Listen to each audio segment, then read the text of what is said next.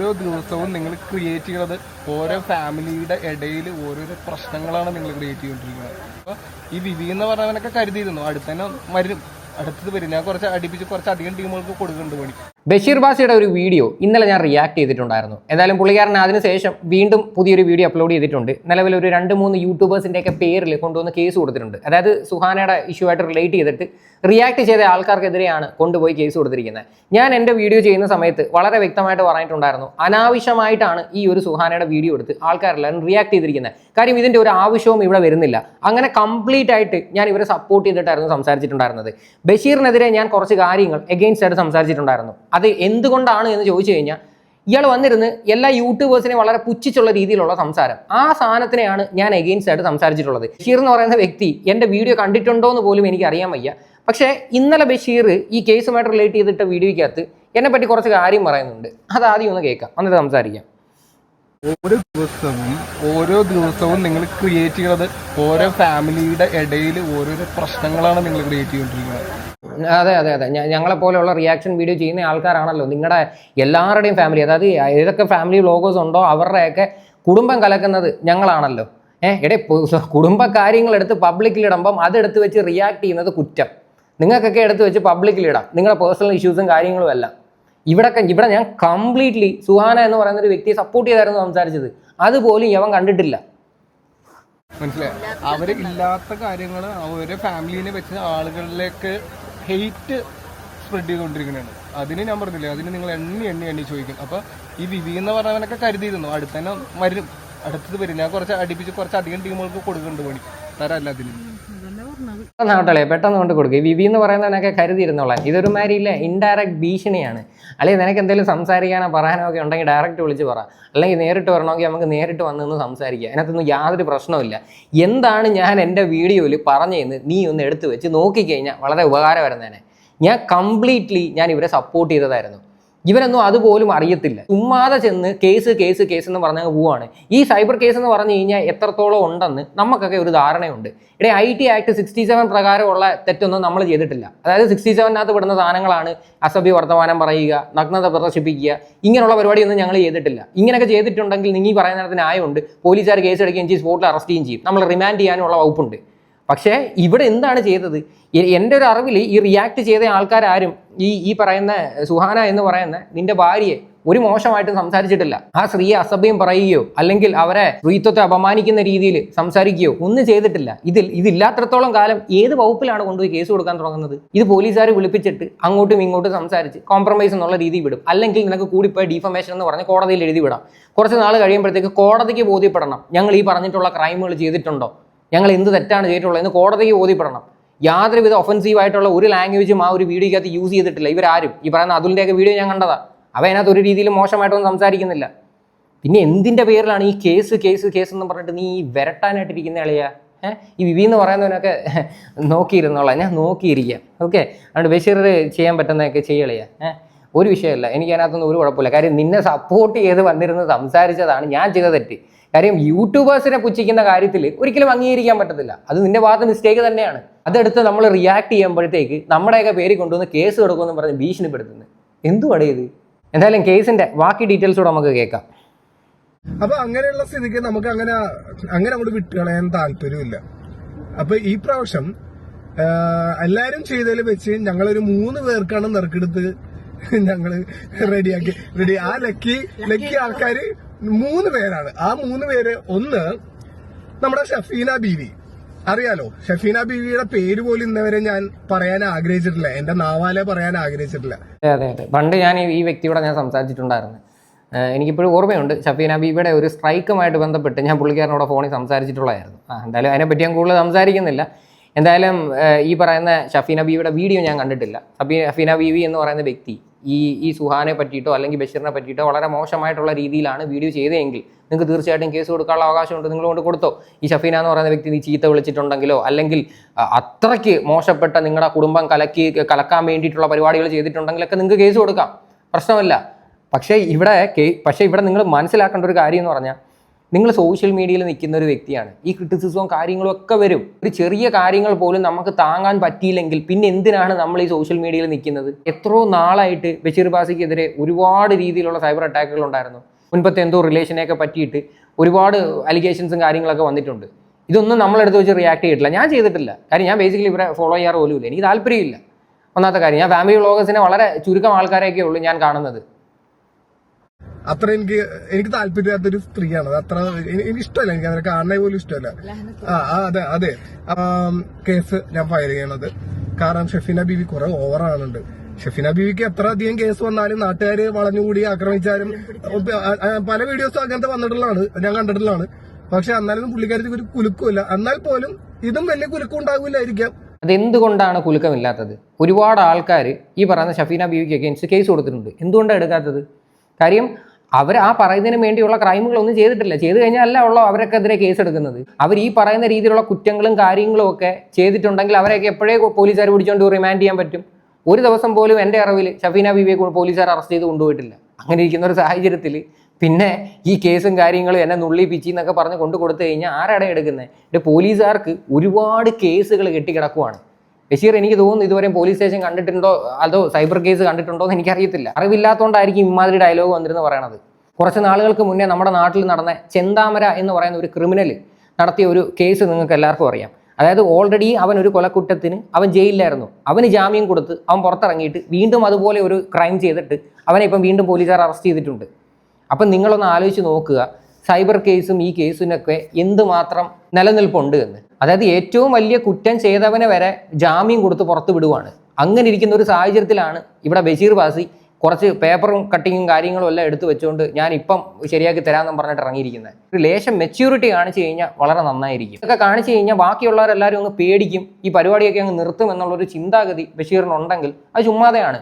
നമുക്ക് നമ്മുടെ അഭിപ്രായങ്ങൾ പറയാനായിട്ടുള്ള ഒരു പ്ലാറ്റ്ഫോമാണ്. വളരെ മാന്യമായിട്ടുള്ള രീതിയിൽ അനാവശ്യമായിട്ട് നിങ്ങളെയോ നിങ്ങളുടെ കൊച്ചുങ്ങളെയോ നിങ്ങളുടെ കുടുംബത്തെ മുഴുവനും വന്നിരുന്ന് ആക്ഷേപിച്ച് കഴിഞ്ഞാൽ അത് തെറ്റ് തന്നെയാണ്. അതിനൊന്നും ഞാൻ ഒരിക്കലും യോജിക്കത്തില്ല. മാന്യമായിട്ടുള്ള രീതിയിൽ നിങ്ങളെ വിമർശിക്കാൻ പറ്റും. ഞാൻ വളരെ രീതിയിൽ സപ്പോർട്ട് ചെയ്തൊരു വീഡിയോയ്ക്കാണ് ഇവൻ വന്നിരുന്നിട്ട് പറഞ്ഞത് വിവിയൊക്കെ നോക്കി വെച്ചോളാനായിട്ട്.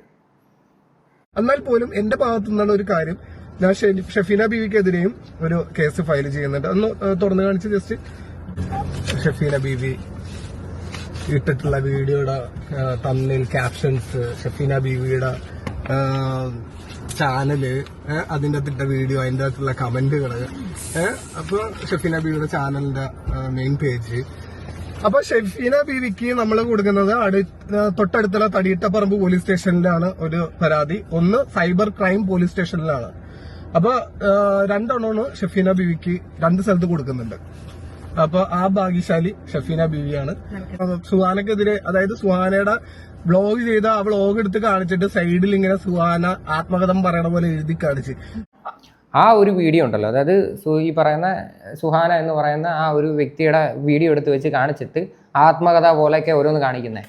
അതൊക്കെ വേണമെങ്കിൽ നിങ്ങൾക്ക് വല്ല സ്ട്രൈക്ക് അടിച്ചിട്ടാണ് അത് റിമൂവ് ചെയ്യിപ്പിക്കാം.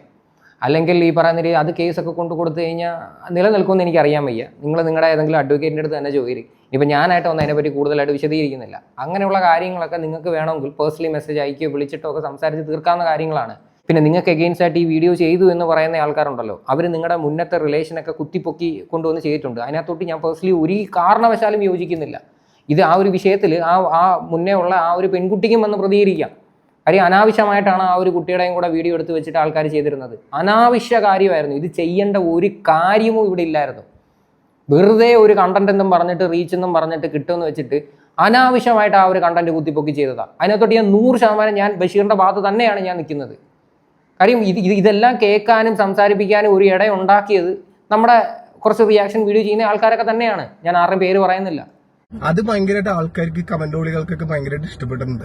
അത് ഭയങ്കര റീച്ചായി. അപ്പൊ രണ്ടാമത്തെ ഭാഗ്യവാൻ പുള്ളിക്കാരനാണ്. റിയാക്ടിങ് കേരള എന്നാണ് ചാനലിന്റെ പേര്. അതിന്റെ മെയിൻ പേജ് ഉണ്ട്.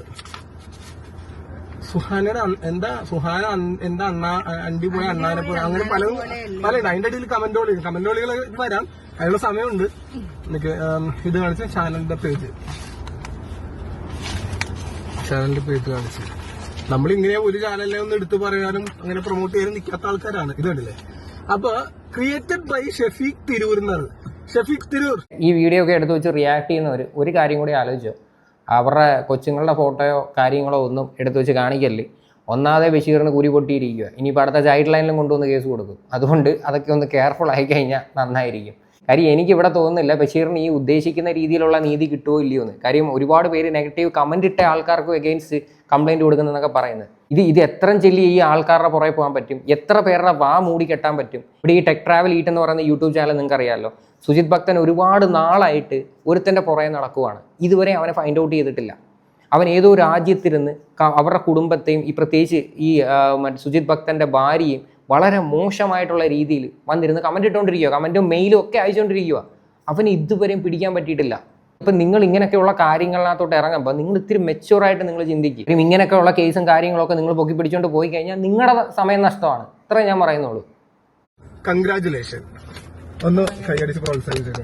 മൂന്നാമത് വലിയൊരു മഹാനുണ്ട്. മൂന്നാമത്തത് അതുൽ വ്ളോഗ്സ്.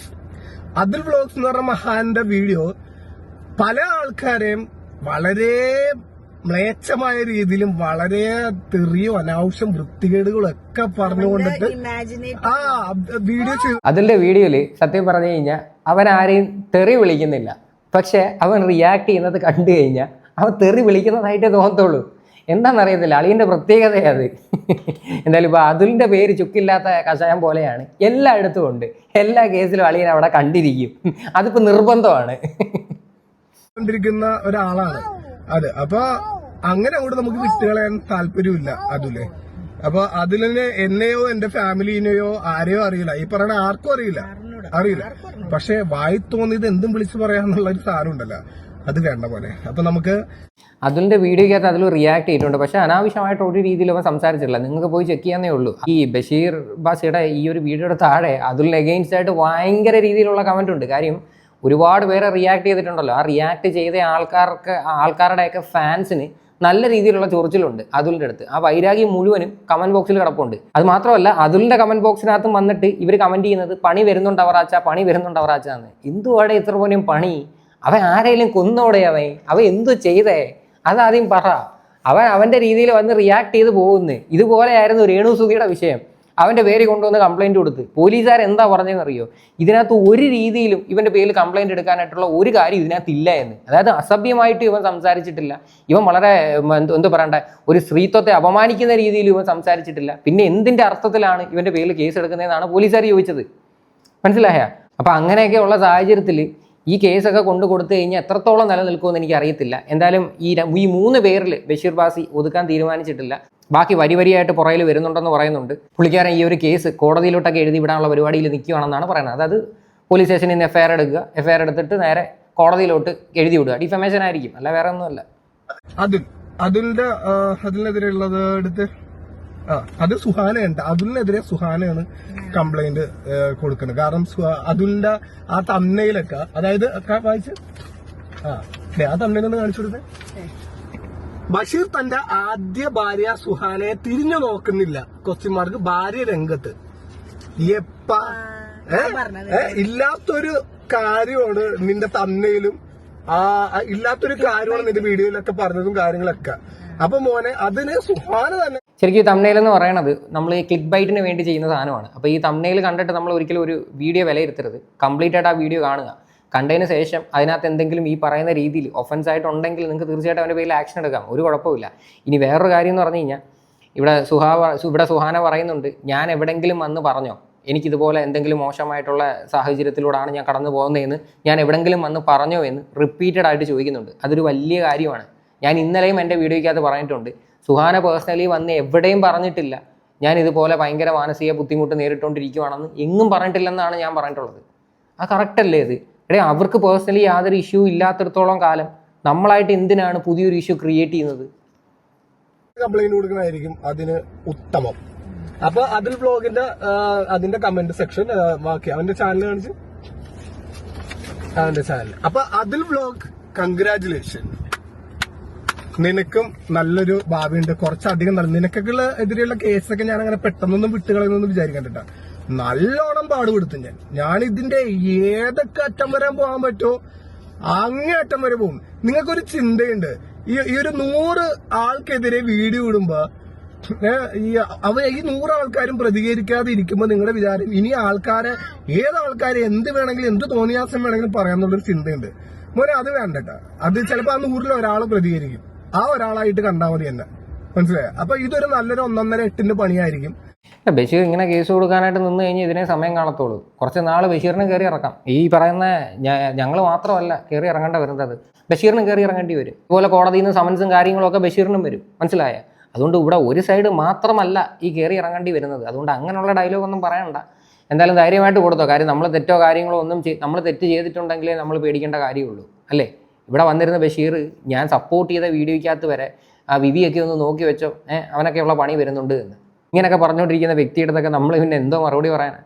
എന്തായാലും ഇത്രയൊക്കെ ഉള്ള സംഭവം. ഇതിനെക്കുറിച്ചിട്ടുള്ള നിങ്ങളുടെ എല്ലാവരുടെയും അഭിപ്രായങ്ങൾ എന്താണെന്ന് വെച്ചാൽ നിങ്ങൾ തീർച്ചയായിട്ടും കമൻറ്റ് ചെയ്യുക.